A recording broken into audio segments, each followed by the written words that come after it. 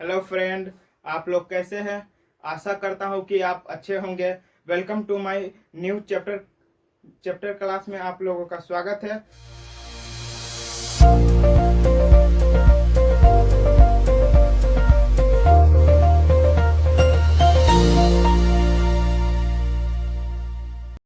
Chapter का नाम है रासायनिक अभिक्रिया और समीकरण, केमिकल रिएक्शन एंड इक्वेशन। आखिर रासायनिक अभिक्रिया क्या है, रासायनिक समीकरण कैसे बनता है, वो आपको इस वीडियो में बताने वाले हैं। पहला हेडिंग है रासायनिक अभिक्रिया। रासायनिक अभिक्रिया, व्हाट इज केमिकल रिएक्शन, मतलब रासायनिक अभिक्रिया क्या है। वह प्रक्रिया जिसमें कोई पदार्थ अकेले या किसी अन्य पदार्थ के साथ संयोग करते हैं और एक नए पदार्थ का निर्माण करते हैं। जैसे हम लिखे हुए, वह प्रक्रिया जिसमें कोई पदार्थ अकेले या कोई पदार्थ किसी अन्य पदार्थ के साथ संयोग करके नए पदार्थ का निर्माण करते हैं, उसे हम क्या कहते हैं, केमिकल रिएक्शन, मतलब रासायनिक अभिक्रिया कहते हैं। जैसे हो गया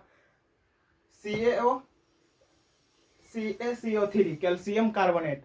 कैल्शियम कार्बोनेट में जब हम ताप देंगे तो किस में बदल जाएगा, CaO प्लस CO2, यानी यह सॉलिड रूप में पाया जाता है और यह भी कैल्शियम ऑक्साइड जो है सॉलिड रूप में है और फिर यह गैस रूप में हो जाएगा।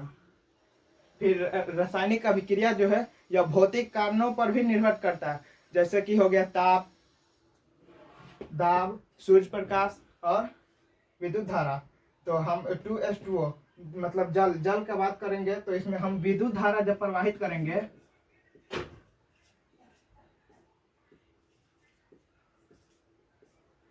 विद्युत धारा प्रवाहित करने के बाद यह किस में टूट जाएगा, 2H2 प्लस O2, मतलब हाइड्रोजन और ऑक्सीजन में टूट जाएगा। तो यह किस में, लिक्विड फॉर्म में है और यह गैस रूप में बदल जाता है। और फिर देखें एक और उदाहरण, H2 और Cl2, यानी हाइड्रोजन और क्लोरीन जब सूर्य प्रकाश की उपस्थिति में, सूर्य प्रकाश की उपस्थिति में किसमें बदल जाता है, 2HCl, मतलब हाइड्रोक्लोरिक अम्ल। रासायनिक अभिक्रिया तो क्या है वो तो पढ़ लिए, अब रासायनिक अभिक्रिया की क्या क्या विशेषता है वो पढ़ने जा रहे हैं।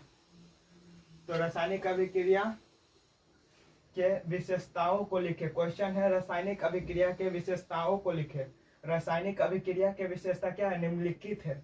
निम्नलिखित मतलब क्या होता है, नीचे लिखा हुआ। निम्न मतलब नीचे और लिखित मतलब लिखा हुआ। तो निम्नलिखित मतलब क्या होता है, नीचे लिखा हुआ। लिख देते हैं यहाँ पर, निम्न मतलब होता है नीचे और लिखित मतलब क्या होता है, लिखा हुआ। लिखित मतलब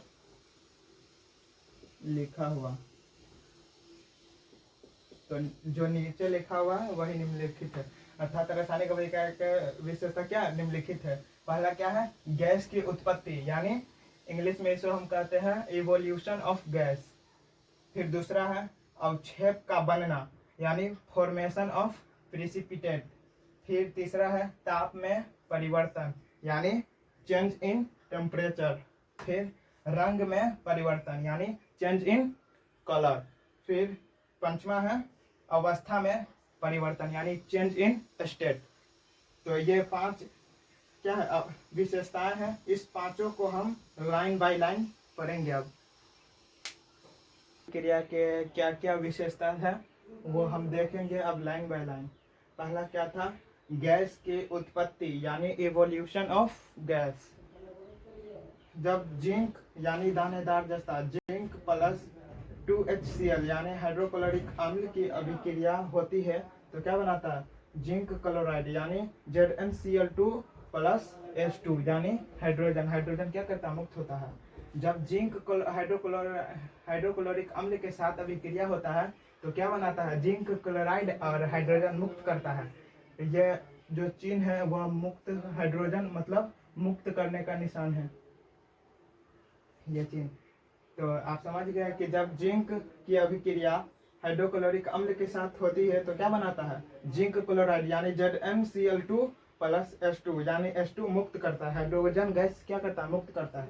फिर दूसरा है अवक्षेप का बनना।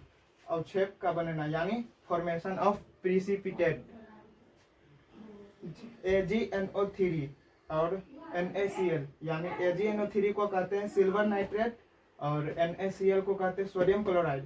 जब इस दोनों की अभिक्रिया होती है तो AgCl यानी सिल्वर क्लोराइड, जिसे हम श्वेत अवक्षेप के नाम से जानते हैं, और फिर NaNO3 यानी सोडियम नाइट्रेट का निर्माण करता है। तो सिल्वर नाइट्रेट की अभिक्रिया जब सोडियम क्लोराइड के साथ होती है तो क्या बनाता है? सिल्वर क्लोराइड और सोडियम नाइट्रेट का निर्माण करता है। सिल्वर क्लोराइड मतलब क्या होता है? क्लोराइड मतलब श्वेत अवक्षेप, सिल्वर क्लोराइड मतलब क्या होता है? श्वेत अवक्षेप बनाता है। तो ये दोनों समझ गए, गैस की उत्पत्ति और अवक्षेप का बनना। अब तीसरा है कि रंग में परिवर्तन।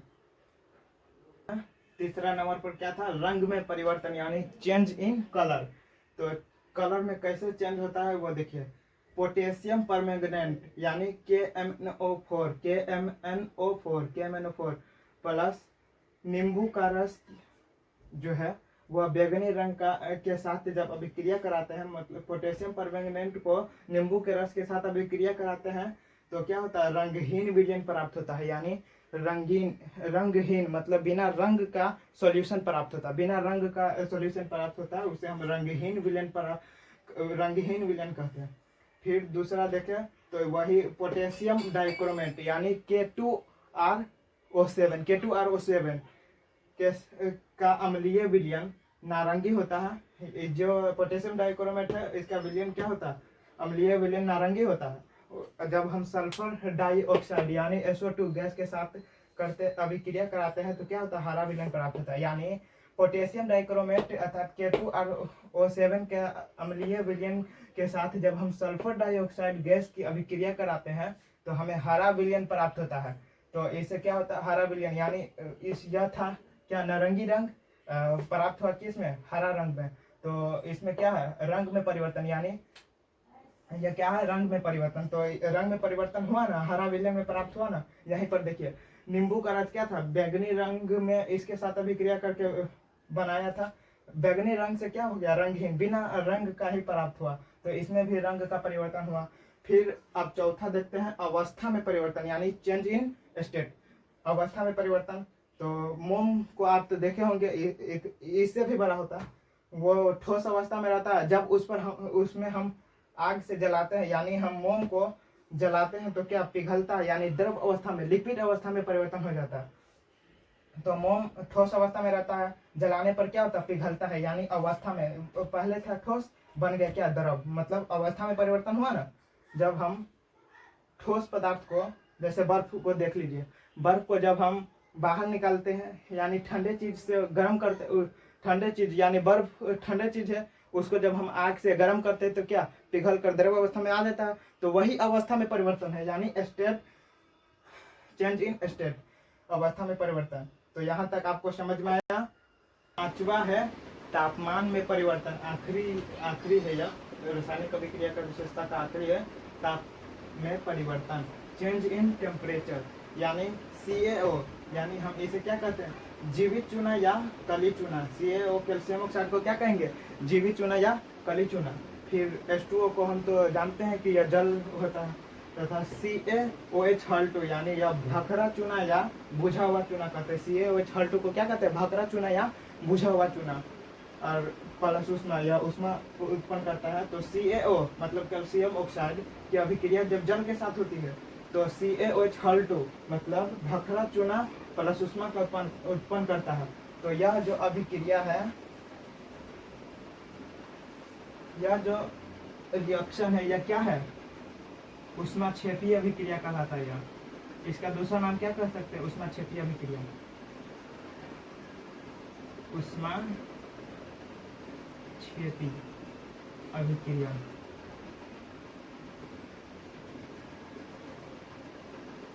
यह अभिक्रिया क्या? उष्माक्षेपीय अभिक्रिया। और यह अभिक्रिया जो है, अभिक्रिया क्या होता है? गर्म होता है। यह अभिक्रिया का विलयन क्या होता है? गर्म होता है। यह अभिक्रिया गर्म होता है। तो यहाँ तक आपको समझ में आया कि ताप में परिवर्तन, तो ताप में परिवर्तन हुआ तो क्या ऊष्माक्षेपी, फिर ऊष्माशोषी भी है जो अगले क्लास में आपको बताने वाले हैं। तो क्या है, कैल्शियम ऑक्साइड की अभिक्रिया जब जल के साथ होगा तो कैल्शियम हाइड्रो ऑक्साइड CaOH का निर्माण होगा, यानी भखरा चूना, फिर ऊष्मा उत्पन्न होगा। तो ये वीडियो आपको समझ में आया, अगर वीडियो समझ में आया तो लाइक सब्सक्राइब कीजिए। धन्यवाद, थैंक यू।